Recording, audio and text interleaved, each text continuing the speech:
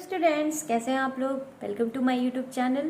पढ़ाई कैसे चल रही है? आई होप बढ़िया चल रही हो। चलिए, अब कल हमने बात की थी ना about the stability of resonating structure. चलिए आज हम उस पर बेस्ड क्वेश्चन कर लेते हैं। ठीक है, चलिए ये पहला क्वेश्चन आपके कंप्यूटर स्क्रीन पे, मतलब आपके फ़ोन स्क्रीन पे, नॉट कंप्यूटर स्क्रीन।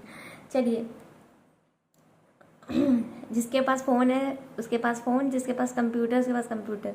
चलिए अब आपको बताओ इसमें से सबसे ज़्यादा लीस्ट स्टेबल क्या है उससे।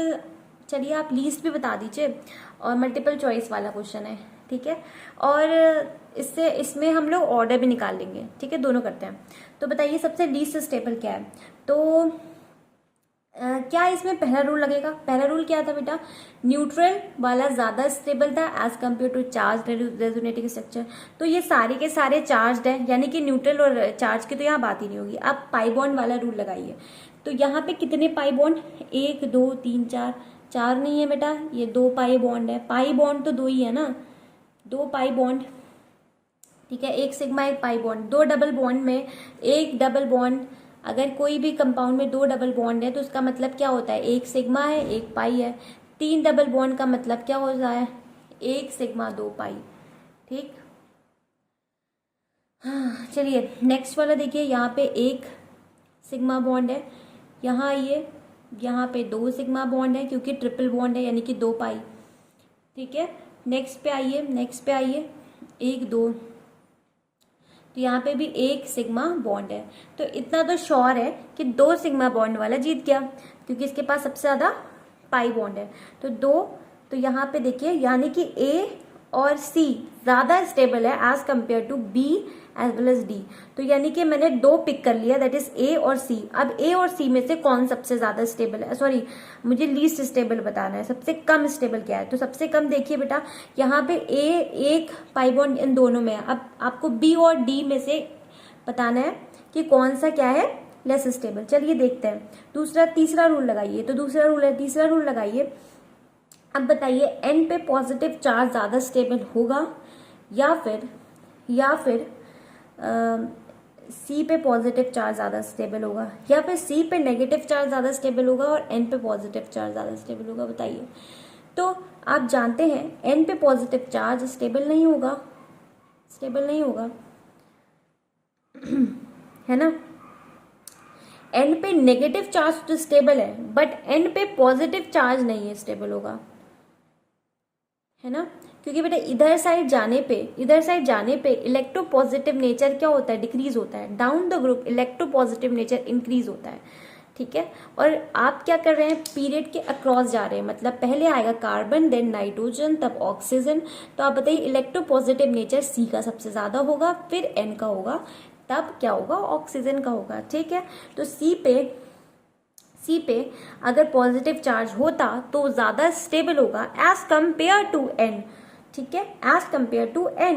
तो N पे नेगेटिव चार्ज क्या हो जाएगा? अनस्टेबल, सॉरी स्टेबल, ठीक है, स्टेबल। और C पे पॉजिटिव चार्ज स्टेबल होगा क्योंकि इलेक्ट्रोपॉजिटिव किस पे? C पे पॉजिटिव चार्ज स्टेबल होगा। और इधर साइड जाने पे इलेक्ट्रोनेगेटिव नेचर बढ़ता है, मतलब tendency to accept an electron to acquired negative charge, वो क्या होता है? पीरियड में बढ़ता है, ठीक है। तो उसका ऑर्डर क्या हो जाएगा?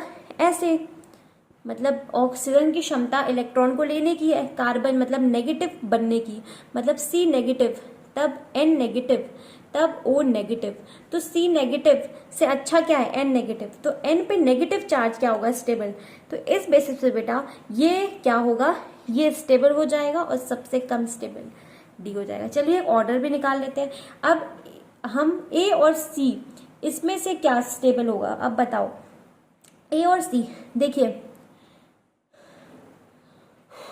हाँ देखिए यहाँ पे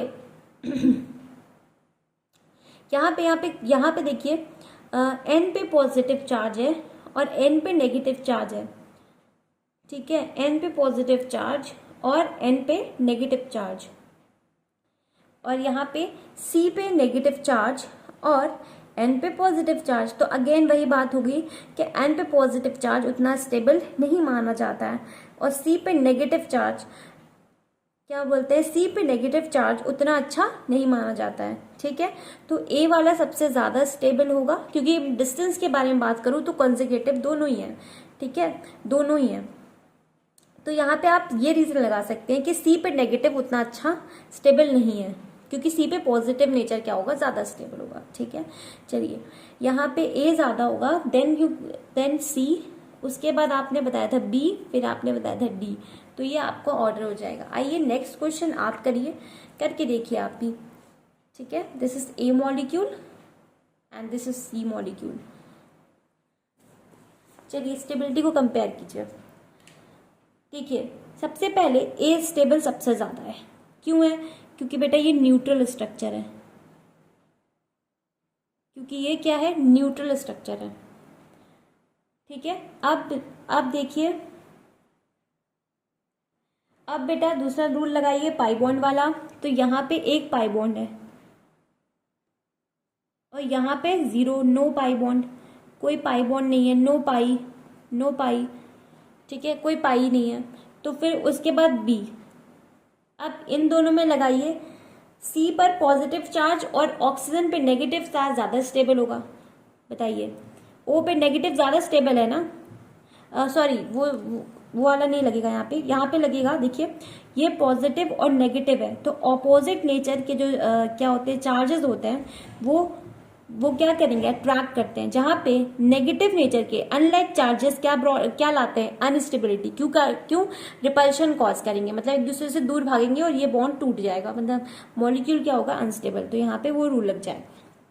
ठीक है, अब ये वाला कीजिए, लास्ट क्वेश्चन कीजिए, ये वाला क्वेश्चन कीजिए।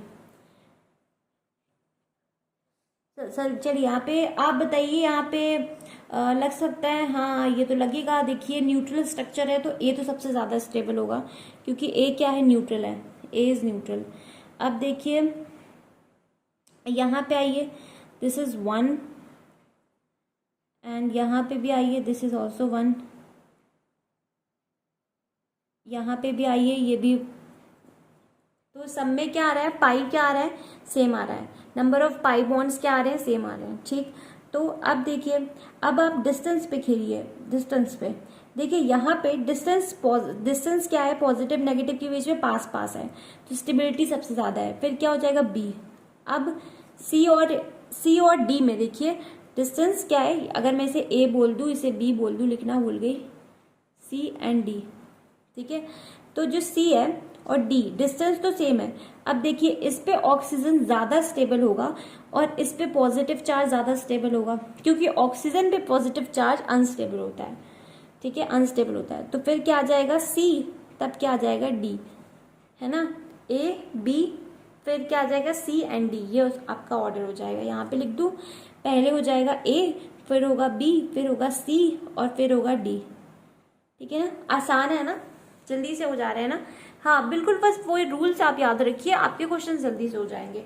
ठीक है, आई होप आज का लेक्चर आपको समझ में आया हो कि कैसे आप डील करोगे क्वेश्चंस के साथ। ठीक है, रूल्स को लगाते जाना, जिस ऑर्डर में मैंने लिखवाया है बस वही ऑर्डर आपको याद रखना है और आपके क्वेश्चंस बनेंगे। ठीक है, आई होप आज का लेक्चर आपको क्लियर हो। कोई भी डाउट हो तो प्लीज बेटा कमेंट सेक्शन में डाल दीजिए और प्लीज लाइक कीजिए, सब्सक्राइब कीजिए, ताकि आपको डायरेक्टली पता चले कि वीडियो कब आ रहा है और आप उसे अटेंड कर पाएं और बेनिफिट ले पाएं।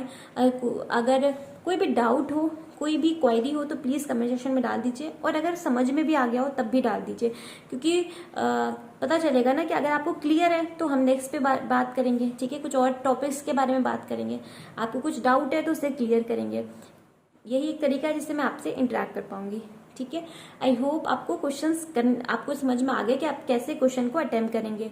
ठीक है, ऐसे ही आपको क्वेश्चंस करने हैं। ठीक है, और कल हम नए टॉपिक के साथ आपसे बात करेंगे। तब तक के लिए बाय बाय, ऐसे ही पढ़ते रहिए।